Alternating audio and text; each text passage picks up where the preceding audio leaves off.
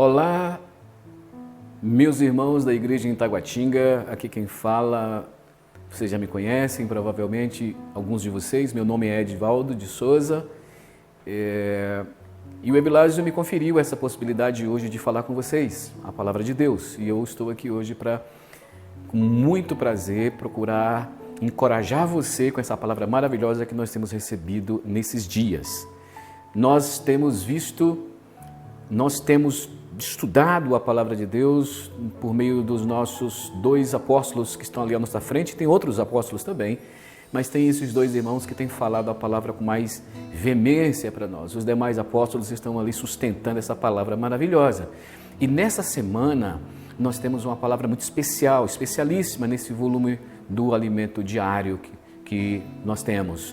Esse alimento diário dessa semana nós estamos iniciando com o título Tantas quantas são as promessas de Deus, tem nele sim, o sim e o amém. Então essa primeira mensagem tem como esse título a promessa de Deus, e essa promessa de Deus, Ele quer dar o sim e o amém para nós. Então essa mensagem tem esse título no alimento diário, mas eu gostaria de fazer uma pequena variação deste título para ficar mais em harmonia com o sentimento que eu tenho para falar para vocês, tá certo? No meu sentimento, na minha percepção, eu vou desenvolver todo o encargo da seguinte forma. Um ministro de Deus, quem ele é e como ele vive, tá certo? Esse vai ser toda a nossa conversa, vai ser a estrutura de toda a nossa conversa. Um ministro de Deus, como é que ele quer, como é que ele é e como é que ele vive. Quem ele é, e como é que ele vive. Neste mundo atual, o que é o ministro de Deus? E como vive o ministro de Deus? Então nós estamos estudando e vendo essa questão sob o ponto de vista da experiência do apóstolo Paulo junto com a igreja, junto à igreja de Corinto. Então ali você vê o Paulo como ministro de Deus e ele desfrutando e ele dispensando, executando o seu ministério junto aos irmãos da igreja de Corinto, tá certo? Então todo o pressuposto dessa mensagem será baseada no que o apóstolo Paulo estava vivendo junto aos irmãos da igreja em Corinto. Ali você percebe como é que é um ministro, né, e como é que ele vive, né? Como é que é o ministro e como é que ele vive. Ele é um ministro de Deus e ele vive de um certo jeito. Essa palavra tem completa aplicação nos dias de hoje. Nos dias de hoje, nos dias finais, nos tempos do fim, que são os dias que estamos vivendo, nós temos ouvido bastante palavra a respeito disso. Vivemos sim, amados irmãos, o tempo do fim. E eu não tenho dúvida disso, meus planos futuros, eles, se dependesse de ter uma grande quantidade de anos para viver, talvez eu ainda me aventurasse a definir alguma coisa mais profunda, mais específica, mais sofisticada para a minha vida. Mas eu sinto que estamos tão dentro do miolo do tempo do fim, tão ali no início das dores, que eu não tenho liberdade, eu não tenho coragem de estabelecer algo para muito longe, né? Para dias mais longínquos a respeito da minha vida. Por isso, eu quero viver esses últimos dias, e eu sinto que eu estou vivendo esses últimos dias, eu quero viver esses últimos dias como um ministro deve viver e como, de fato, Deus espera que nós vivamos nesse período. Eu quero impressionar você com esse fato. Você irmão da igreja em Taguatinga, irmãos e irmãs, você também que não é da igreja em Taguatinga, que eventualmente venha ouvir essa palavra, eu quero falar para você que nós vivemos o tempo do fim, certo? Esse é um tempo muito importante, é preciso saber que tempo você vive. Você vive o tempo do fim, tá, ok? Bom, como que é o ministro vivendo no tempo do fim? Como que é o ministro? Então vou começar dessa forma. Eu vou desenvolver toda essa palavra em cinco argumentos, 5 blocos, 5 estruturas de pensamento. A primeira que eu quero demonstrar para você é o seguinte: o que é o ministro? Depois, A outra estrutura de pensamento, de argumento é: o ministro conhece o plano de Deus. Depois o ministro sabe que tudo o que ele faz é por meio do Espírito. Outra coisa que uma outra estrutura de pensamento. O ministro sabe que quanto às promessas de Deus que ele fez para nós, o ministro sabe que Deus sempre vai dar o sim e sempre vai dar o amém. Essas 5 estruturas de pensamentos é o que eu vou desenvolver. A primeira delas é a seguinte. A primeira, o que é o ministro de Deus? O que é um ministro de Deus? O que é um ministro de Deus? O ministro de Deus é alguém que sabe que ele é fraco e ao mesmo tempo ele é forte. O ministro de Deus sabe disso. Ele é fraco, mas ao mesmo tempo ele é forte. Isso está em 2 Coríntios, capítulo 4, versículo 1. E eu quero falar com você aqui, quero mostrar para você. Pelo que tendo esse ministério, disse o apóstolo Paulo, segundo a misericórdia que nos foi feita, nós não desfalecemos. Então, o que o ministro de Deus sabe é que ele não desfalece. Ele não desfalece, embora ele seja uma pessoa frágil. Veja, por exemplo, o que está no versículo 7, diz assim: tendo, porém, este tesouro em vasos de barro, para que a excelência do poder seja de Deus e não de nós. Ora, ele não desfalece, isso é verdade. Com esse ministério, esse ministro não desfalece. Só que ele entende o seguinte: ele não desfalece não é porque nele haja alguma força peculiar na sua natureza humana. Nós não desfalecemos não é porque somos bons, porque somos fortes demais. Nós não desfalecemos, ele não desfalece é porque ele tem um tesouro dentro dele. Então, este vaso é frágil e ele só não desfalece porque ele tem um tesouro forte dentro dele, que é Deus. Por isso o apóstolo Paulo chega e diz assim, em tudo nós somos atribulados, porém não angustiados, perplexos, porém não desanimados, perseguidos, porém não destruídos, não desamparados, abatido, porém não destruído. Como é que é? Como é que é o ministro? O ministro, eu e você, nós somos fracos, somos frágeis. A vida mostra que nós somos fracos e frágeis. Nós sentimos medo, sentimos pânico, temos preocupações, nós sentimos ansiedade. Nós sofremos por ansiedade, parece. Por quê? Porque nós somos frágeis, fracos demais por causa da queda, principalmente. Somos fracos demais. E sentimos medo. E na obra de Deus, na obra de Deus aí é que a coisa fica evidenciada. E o inimigo de Deus não nos deixa em paz, e o inimigo de Deus nos vê como um grande adversário. O inimigo de Deus, então, ele ataca a nós. E principalmente percebendo que nós somos fracos. Então o apóstolo diz o seguinte: quem sou eu? Eu sou fraco. Eu sou fraco. E o inimigo de Deus sabe disso. Por isso o inimigo, ele vem me atribular. O inimigo vem me colocar em situações de perplexidade, que é aquela situação de você fica parado, você não sabe o que fazer. O que eu faço? Sem saída, perplexidade. Eu não sei se você já viveu isso. Você está sem saída. Você não sabe o que fazer com relação aos seus filhos, com relação à sua esposa, com relação ao seu trabalho, com relação a algo, você não sabe o que fazer. Com relação a enfermidades, em relação a uma situação do seu trabalho da qual você não sabe como sair, ou não está com trabalho, está sem trabalhar e não sabe como fazer, você fica como sem saída, você fica numa situação de perplexidade. Aqui ele chega e diz: perplexos, perseguidos, porque o inimigo de Deus vai nos perseguir, e abatido. Então quem somos nós? Nós somos pessoas. Quero frisar com você algumas palavras, alguns adjetivos. Nós somos aqueles atribulados.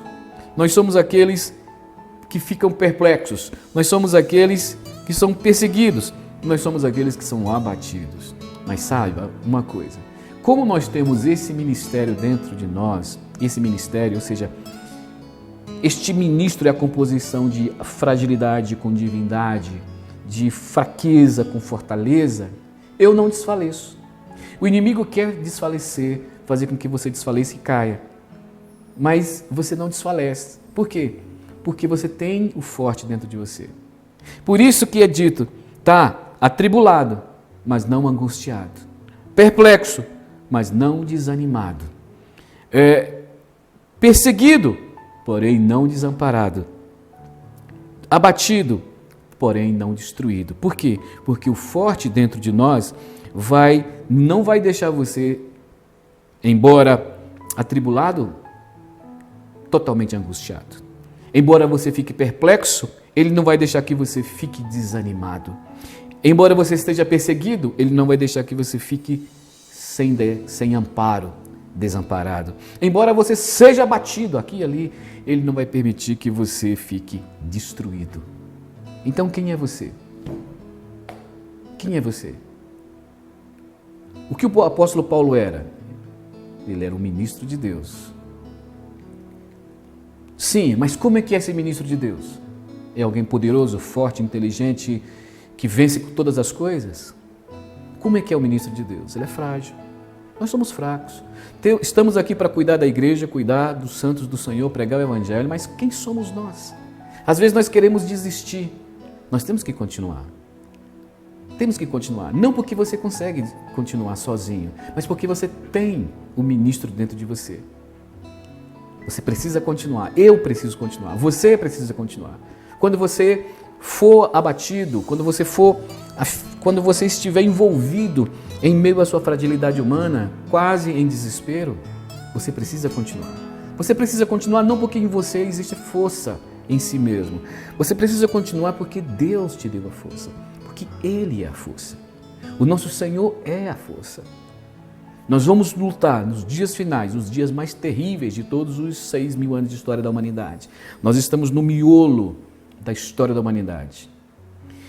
Toda a estratégia de Satanás, toda a sua sagacidade, toda a sua capacidade de planejar destruição, morte para as pessoas. Nós estamos vivendo neste período em que ele está mais enfurecido, com mais raiva de Deus, com toda a sua estratégia em evidência para impedir que o Senhor consiga a execução do seu plano. Nós estamos no momento de maior ataque do inimigo de Deus. Quem se envolver, quem se meter no meio do inimigo de Deus será atacado por ele. Então nós temos uma tendência muitas vezes de desanimar. E o inimigo usa situações para nos desestabilizar. Trabalho, esposa, filhos, enfermidade, algum infortúnio na nossa vida. Pandemias, como nós vimos aí, problemas de economia, problema da economia, problema de gestão política, problemas da iniquidade que se multiplica cada vez mais. Vivemos um tempo difícil demais. E é quase que uma avalanche de situações que nós não conseguimos resolver e dar conta. Por isso que nós precisamos do Senhor dentro de nós para nós não desfalecermos, para nós nos levantarmos e continuarmos. Porque a nossa salvação está mais próxima do que você pode imaginar. Eu digo para você nos seus olhos, a sua salvação e a minha salvação está mais próxima do que você imagina. Levante-se. Tire a poeira. Sacode a poeira. Levante-se. A minha alegria é saber que você, por mais que te batam, por mais que te machuquem, por mais que te afetem, resistam contra você, até mesmo o seu ser interior queira desfalecer. A minha alegria é que eu sei que dentro de você existe alguém forte. Você é vaso de barro, mas você tem um tesouro dentro de você. E eu quero ler um versículo que está em 2 Coríntios, capítulo, deixa eu ver, pegar aqui a minha cola, 2 Coríntios, capítulo 12, diz assim, olha, versículo 9, diz assim: a minha graça te basta, porque o poder se aperfeiçoa na fraqueza. De boa vontade, pois, eu me gloriarei nas fraquezas, para que sobre mim repouse o poder de Cristo. Paulo sabia fazer de um limão, uma limonada. De um abacaxi, um suco de abacaxi. Ele sabia fazer das suas fraquezas fortaleza. Ele diz assim, eu me gloriarei nas minhas fraquezas, porque sobre mim vai repousar o poder de Cristo.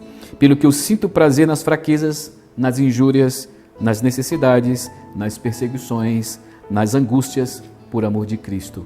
Porque quando eu sou forte, então é que eu sou. Quando eu sou fraco, então é que eu sou forte. Quando o inimigo de Deus me fragiliza, quando o inimigo de Deus me coloca na parede, me coloca no canto do ringue, quando ele pensa que eu irei ser nocauteado de forma definitiva, eu saio com um golpe violento e o nocauteio de forma definitiva. Quando eu sou fraco, aí é que eu sou forte. Sabe quando é que você vai ser forte? Quando você for fraco. Quando, à medida que, a proporção que você se sente forte, você é fraco para resolver os problemas. Mas quando você se diz assim, eu sou fraco mesmo, confesso ao Senhor, eu sou fraco. O forte percebe essa notícia, percebe esse sussurro e o forte aparece e chega e diz, quem disse que é fraco aqui? Quem foi aquele que me disse que é fraco? Que eu ouvi? Porque eu estou aqui não para os fortes, eu estou aqui para os fracos. Quem é que se sente fraco aqui? Eu estou aqui. Eu pergunto para você, o Senhor já ouviu você e as suas orações de fraqueza? O Senhor já ouviu de você as suas orações de, puxa, eu não posso, Deus. Puxa, eu não consigo, Deus. Senhor, eu estou chorando e eu não sei o que fazer. O Senhor já ouviu essa palavra sua? Porque quando Ele ouvir, o forte vai aparecer. Amém? Então esse início de palavra é maravilhoso e o ministro precisa saber que ele é assim. Bom, vamos prosseguir. Então, o ministro sabe que ele é uma composição de fragilidade e de vigor e de fortaleza. Não basta saber que o ministro de Deus é fraco. Não basta saber que você seja fraco. E que Deus é forte em você. Não basta isso. É preciso que você canalize toda essa percepção de quem você é.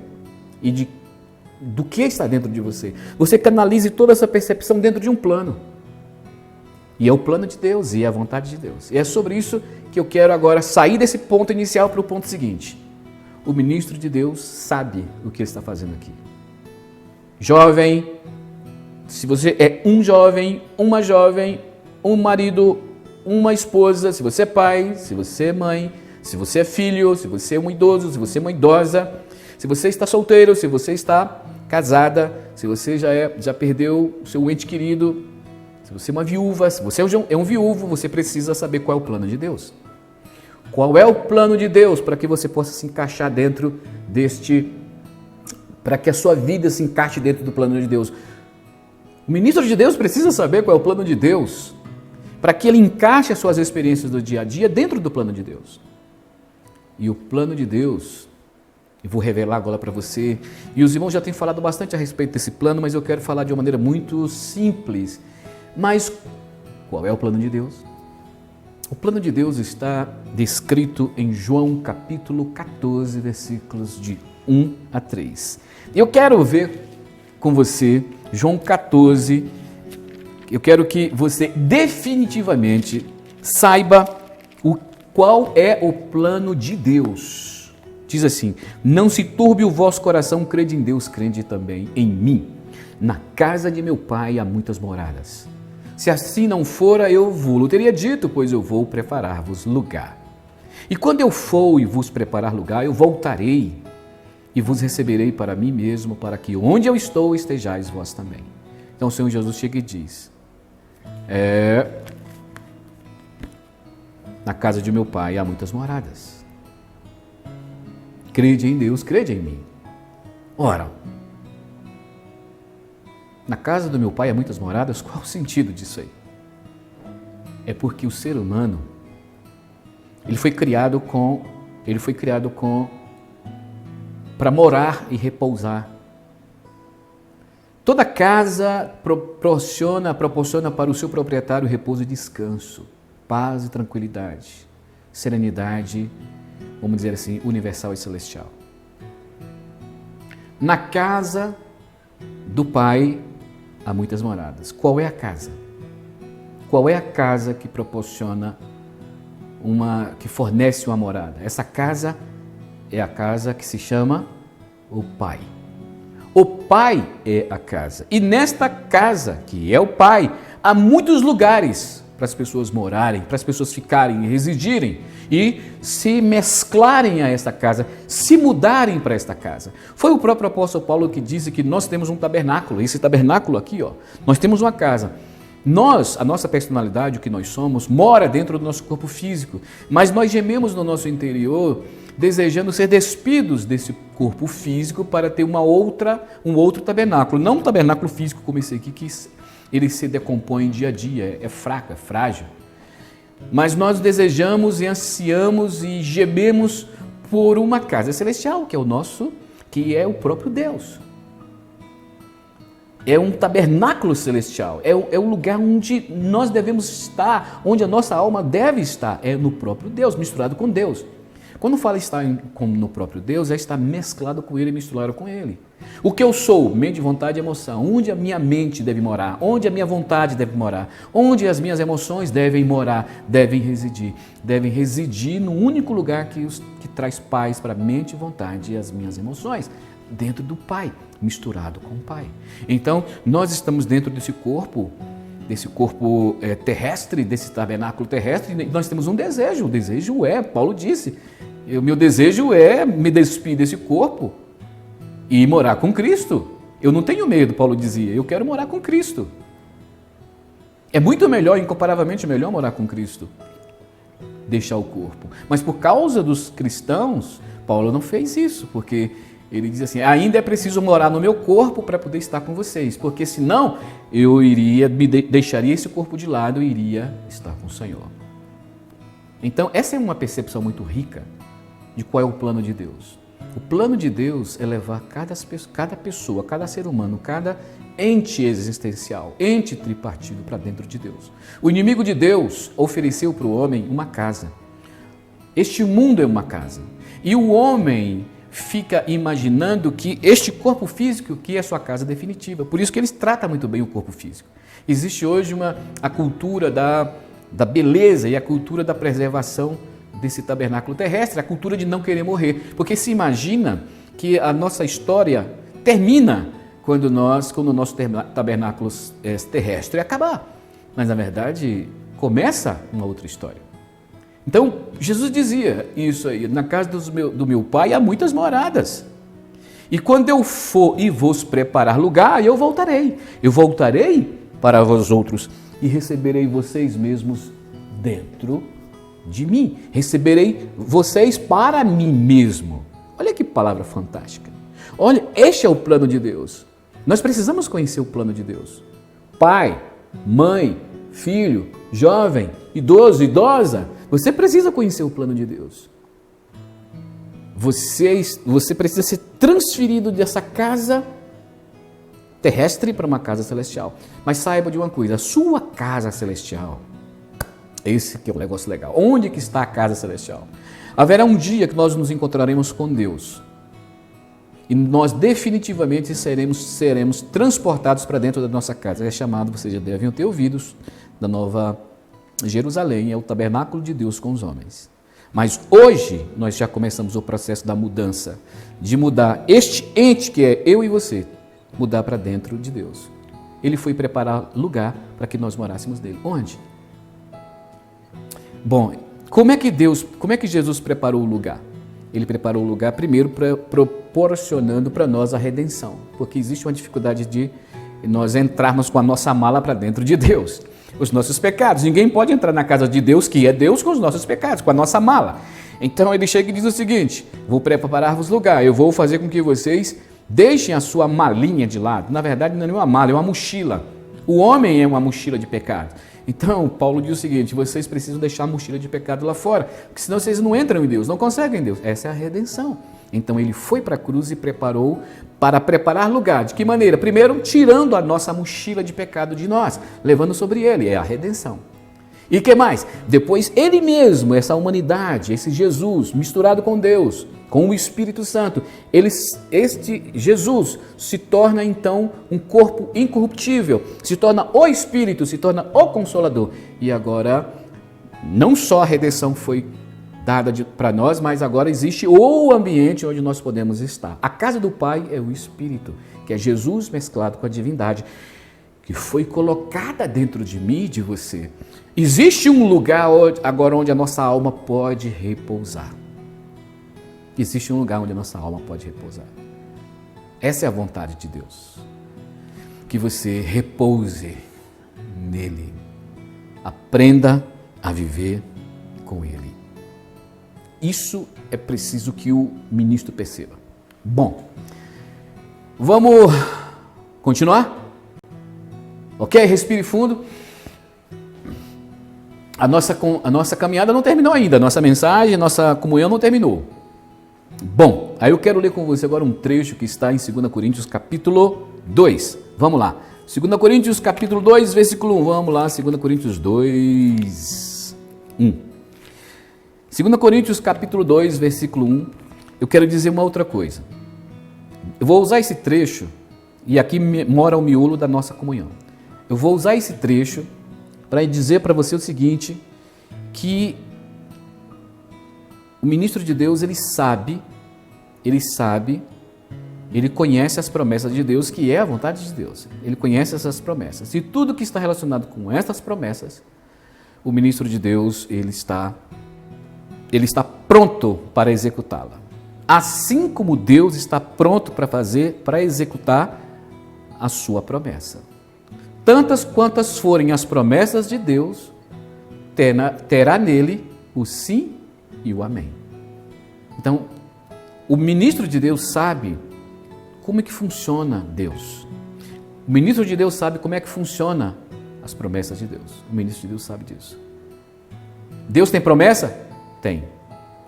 Como Deus se comporta em relação às suas promessas? Para todos que se dirigirem a Deus, reivindicando a promessa, obterá de Deus o quê? Uma resistência? Não. Obterá de Deus o quê? O sim. E que mais? O amém. Então isso é muito rico.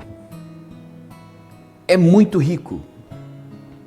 E isso está no capítulo 1, capítulo 1, onde é que está aqui? Capítulo 1, versículo 12. Fala assim: porque a nossa glória é esta, o testemunho da nossa consciência, de que, com santidade e sinceridade, não com sabedoria humana, mas na graça de Deus, nós temos vivido no mundo e mais especialmente para convosco. Aí, versículo 15.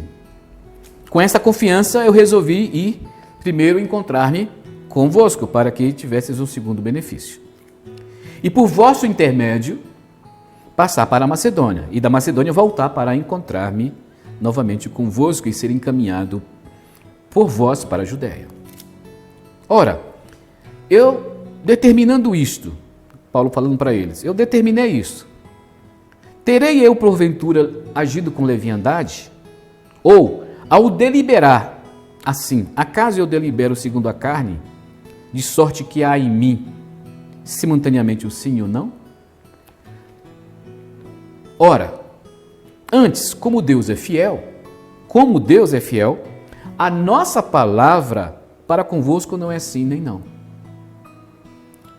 Porque o Filho de Deus, Cristo Jesus, ele foi, por nosso intermédio, anunciado entre vós, isto é, por mim, Silvano e Timóteo.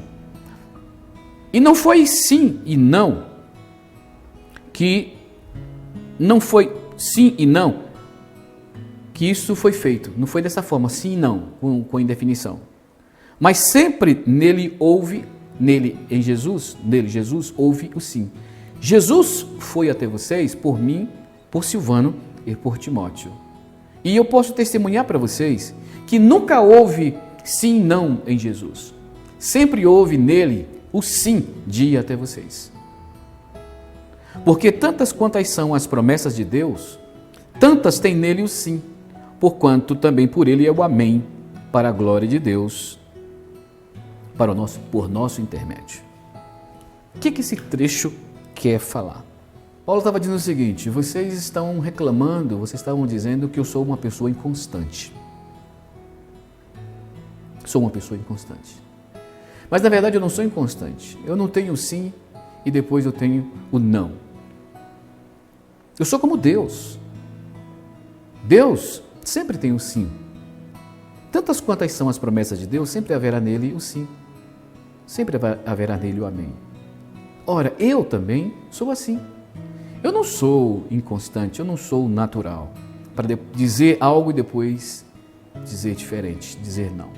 Na verdade, no que diz respeito às coisas de Deus, para vocês, eu sou como Deus.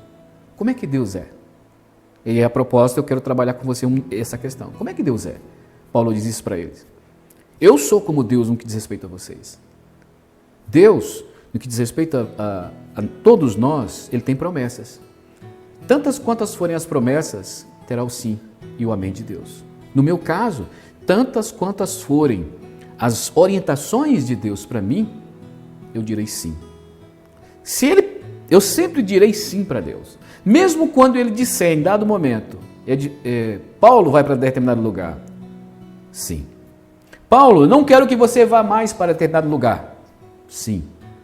Então Paulo não era sim e não, ele era sempre sim. Talvez para as pessoas eles olhassem para Paulo e vissem que Paulo tinha dado sim e depois o não. E que Paulo era inconstante. Eu falei, Paulo, eu não sou inconstante. É que quando eu disse que ia, eu disse sim para Deus, que pediu que eu fosse. Mas dado o momento, por causa, como eu não estou seguindo a mim mesmo, esse mesmo Deus chegou e disse o seguinte: Paulo, eu não quero que você vá agora, eu quero que você vá no outro momento. O que eu disse para Deus? Sim. O que vocês estão pensando então de mim? Que eu disse um sim em determinado momento para vocês, depois disse um não para vocês, que não iria mais. Mas na verdade, eu não sou uma pessoa natural, onde eu defino que vou e depois defino que não vou. Eu sou uma pessoa espiritual. Eu disse que ia, não porque eu quis ir. Eu disse que ia porque Deus disse que era para eu ir. E depois eu disse que não ia, não porque eu não queria ir mais. Eu disse que não ia para vocês, porque eu disse sim para Deus, que disse para mim que não era para eu ir mais, que era para aguardar um momento mais adequado. Então, em mim não existe um sim e não, é sempre sim. Porque esta forma de que eu me relaciono com vocês é assim. Eu não me relaciono com vocês de forma natural, dizendo sim, dizendo não. Por quê? Eu me relaciono como Deus é. E Deus sempre tem o sim e o amém para as promessas dele. Então, Paulo diz assim, vocês precisam aprender a andar no Espírito, para que vocês não oscilem, vocês sejam sempre sim, digam sempre o sim, como eu disse para Deus. Isso nos faz lembrar, amado irmão, que se você não quer viver oscilando nessa vida, uma alma oscilante, instável, em dado momento você quer algo, depois em outro momento você quer outra coisa, e vive ao sabor da correnteza, e vive ao sabor do que acontece aí fora, e vive ao sabor do vento, dessa tempestade que sopra sobre o seu barco, que vive ao sabor do que diz os políticos, do que diz o governo, de como está a economia, de como está a política, de como é que estão as nações, de como é que está a bolsa. Para nós que vivemos neste mundo, e muitas vezes a nossa alma oscila entre uma coisa e outra, e de ir e não ir, de se entregar absolutamente e depois recusar, eu falo para você o seguinte: se você não aprender a viver no Espírito, se você não se voltar para o Senhor, para dentro de você, você será levado de um lado para outro e você não terá paz. Por isso é importante que você esteja dentro daquele que sabe exatamente o que está acontecendo. A nossa relação, eu quero fazer outra aplicação. Quando nós estivermos nos relacionando com os irmãos, nós não podemos ser naturais. Não é sim, e depois, não quero, não gostei daquele irmão. Não. Estava querendo ir, agora não estou querendo ir mais. Isso é infantilidade. Nós precisamos ser estáveis, firmes, concretos, uma coluna, pesados, de tal maneira que não nos demovemos com facilidade do que Deus pede para nós fazermos. Por quê? Porque eu estou cheio de peso da pessoa de Deus dentro de nós. Então Paulo diz, eu não sou sim e não, eu sou sempre sim. Então, é muito bom encontrar alguém que é sempre sim. Não é sim para você, é sim para Deus. Então é muito bom ter uma pessoa, imagina, se você tem um pastor, se você tem um presbítero, se você tem um diácono, que sempre diz sim para Deus, não é legal demais? Você se sentirá tranquilo, seguro, porque você está debaixo do cuidado de um irmão que é sim para Deus. Imagina se você estivesse nas mãos de um pastor, de um irmão, de um presbítero, oscilando a sua vida espiritual e o cuidado para com você conforme a emoção deles. Imagina se você dependesse da minha alma instável, que em dado momento gosto de você, em dado momento estou chateado com você. Em dado momento eu me entrego para você, em dado momento eu não me lixo para com você. Imagine como é que seria a sua vida espiritual. Você como ovelha estaria o tempo todo de forma intranquila. Então, que haja na igreja irmãos espirituais como Paulo foi, que ele conhecia Deus e que ele sabia que Deus é sempre sim. Quais as promessas de Deus? Você sempre terá o sim das promessas de Deus. E nesse ponto eu queria ajudar você num fato. Como tirar o melhor de Deus? Como fazer com que as suas orações sejam respondidas? Como fazer com que a sua oração obtenha de Deus o sim e o amém de Deus? Porque o Deus, ele está doidinho para dizer sim e amém. Deus diz sim e amém. E numa oração e nesse relacionamento que nós temos com Deus, ele quer dizer sim, Edivaldo. Sim, Joana. Sim, Francisco. Como é que você arranca um sim de Deus? Você tem que saber como fazer. Como é que a gente arranca o amém de Deus? Alguns dizem assim, minha oração parece que não chega, Deus não ouve, ou parece que Deus é indiferente. É porque Deus não tem sim e amém para nossa oração pessoal e particular e natural. Ele tem sim e amém para as promessas dele.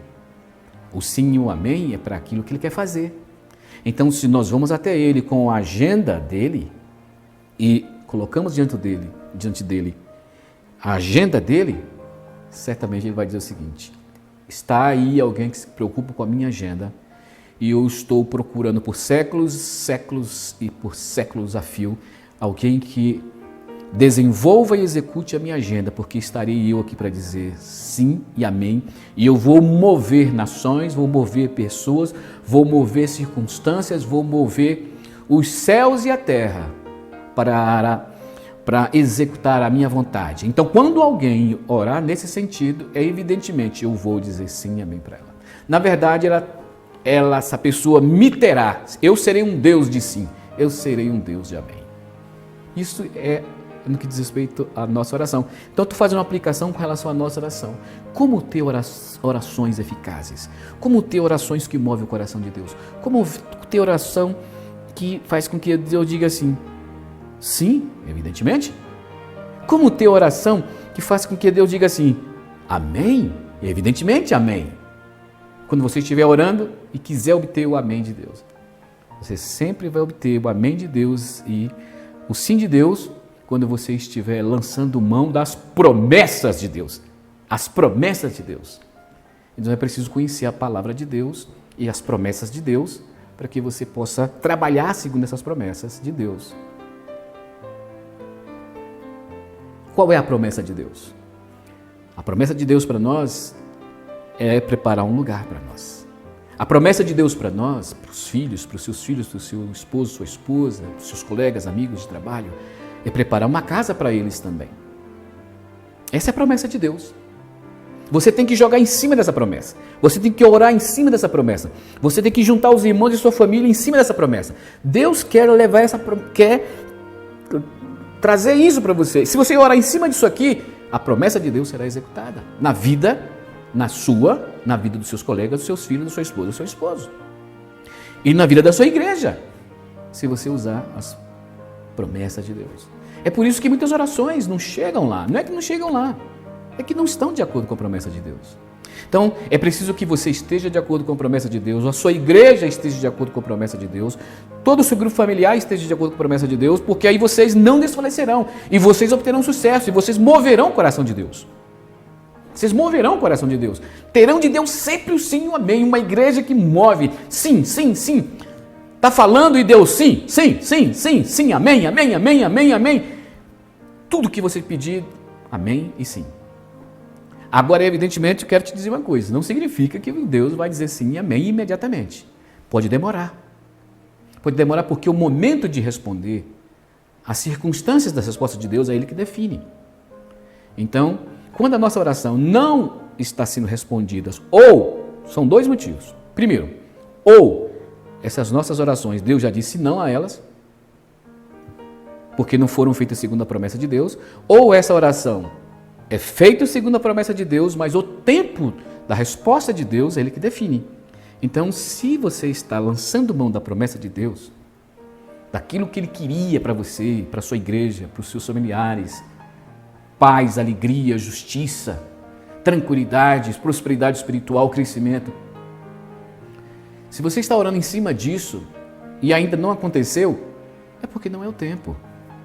Você precisa continuar orando, que o Senhor irá levar a cabo a sua promessa na sua vida. Amém? Então isso é muito, muito, muito importante. Muito, muito importante. Bom, eu quero agora avançar para o ponto final da nossa comunhão. Ponto final da nossa comunhão. Quero fazer uma pequena recapitulação. Repetindo aqui e respirando.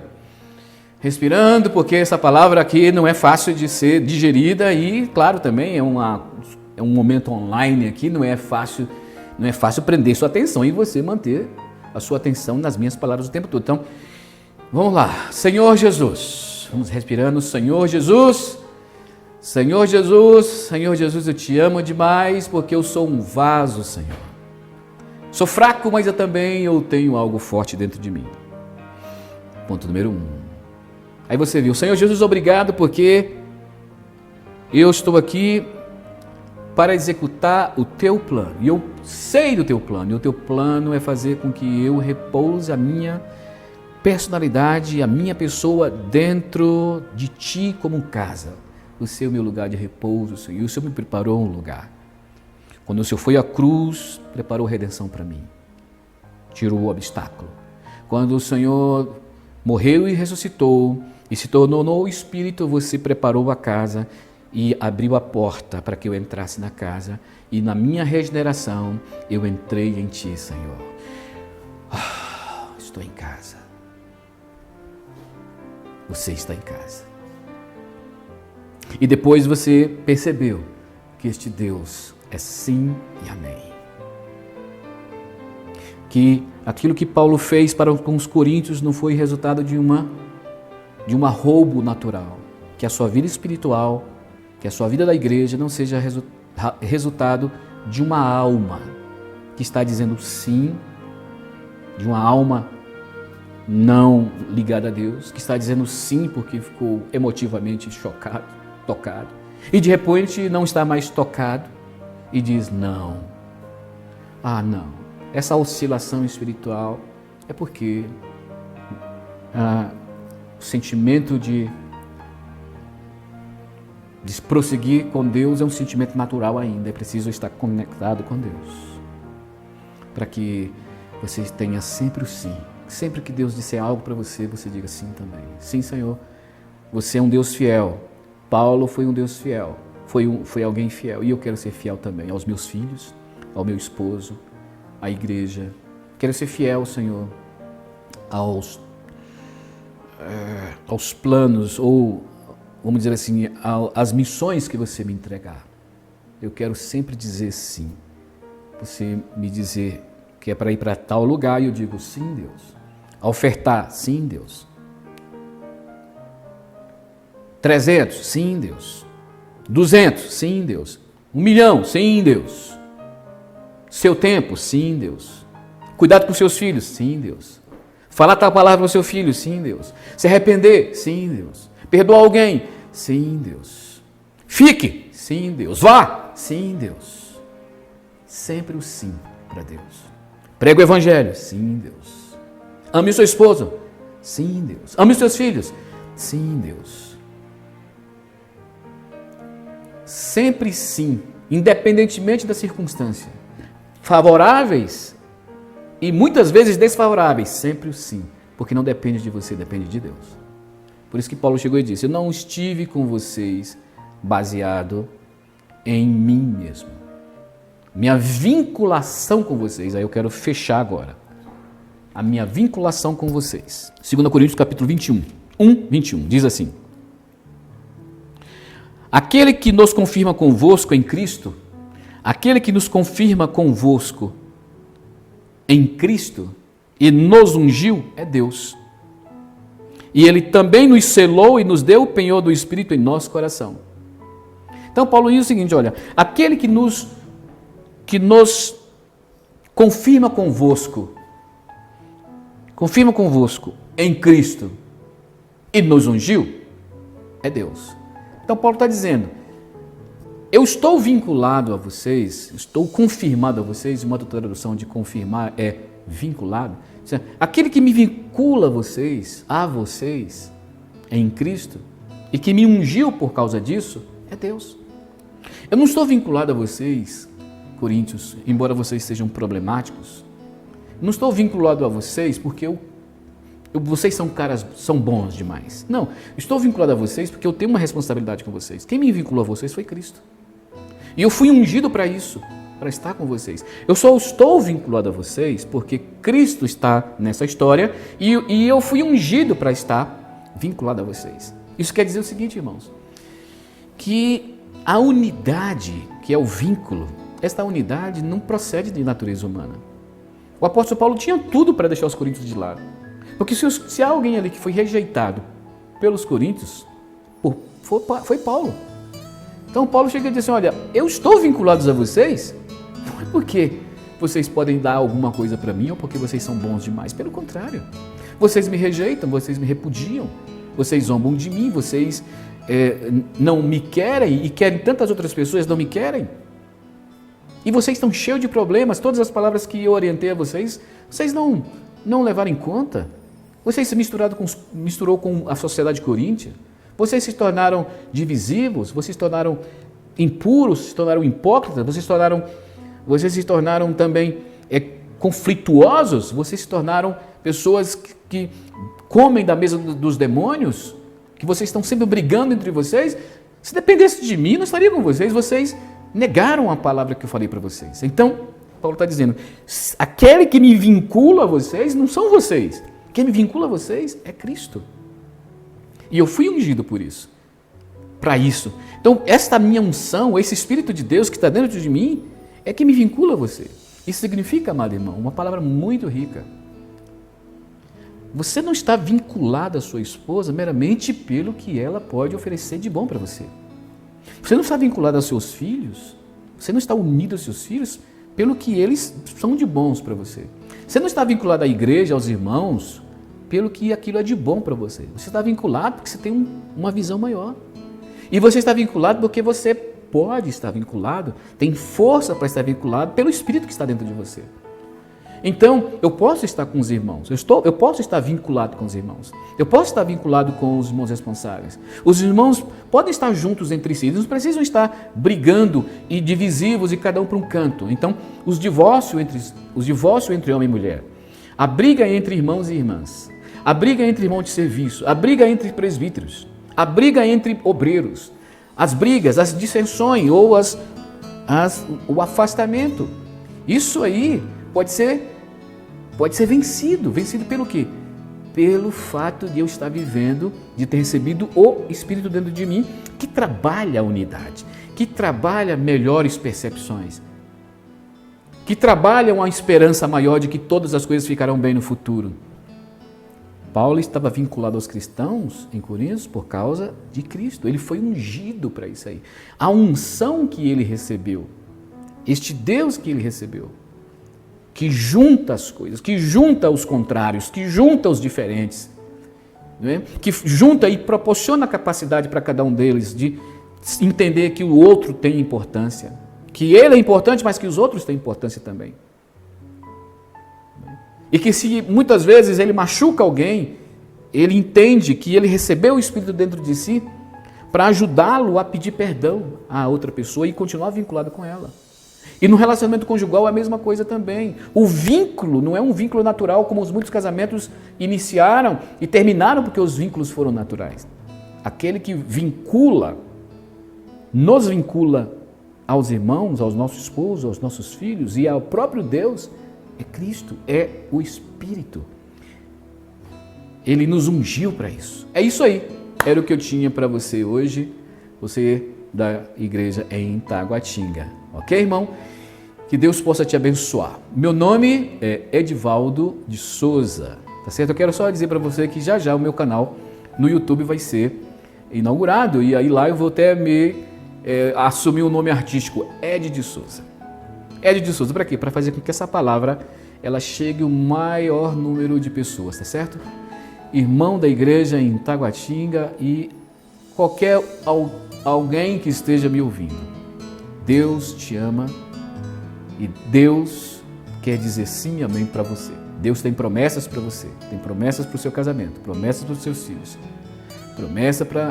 uma promessa de vitória para você.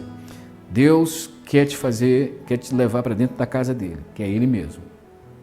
Deus quer executar o plano dele na sua vida, especificamente. Deus quer salvar pessoas. Deus quer te amadurecer. Deus quer fazer com que você se torne um filho varão. Quer fazer de você um grande vencedor. Trabalhe essas questões diante de Deus e você vai obter sim e amém dele. Amém? Que Deus possa abençoar a igreja em Taguatinga. E obrigado, Evilásio, por ter me convidado, ter me proporcionado esta oportunidade de falar para esses irmãos preciosos. Deus abençoe vocês.